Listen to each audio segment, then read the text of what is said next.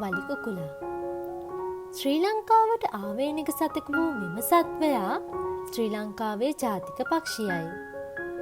වලිකුකුලා ගම්කුකුලන්ට වඩා මදක් කුඩා පක්ෂියකි. දිවයිනේ සියලුම කලාපවල දක්නට ලැබේ. වනාන්තර හා රණකැලෑවල වාසය කරන පක්ෂියකි. වර්තමානයේ ප්‍රධාන වශයෙන් හමුවන්නේ රක්ෂිතයන් තුළය.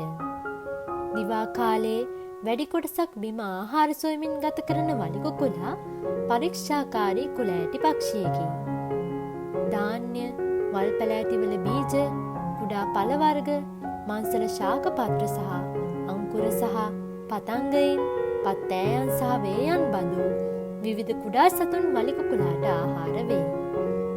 කඳුකර වනාන්තරවල නිල්ලු ශාකවල පුෂ්ප හටගෙන බීජ නිපදවන කාලවලදී වලිකුකුලන් මෙන්ම හබන් කුකුලන්ද මේවා ආහාරයට ගැනීමට කඳුකර වනාන්තරවලට යති. වලිකුකුලා කුඩා කඳුකර උණු ශාකවල බීජ කෑමටද ඉතා ප්‍රිය කරයි.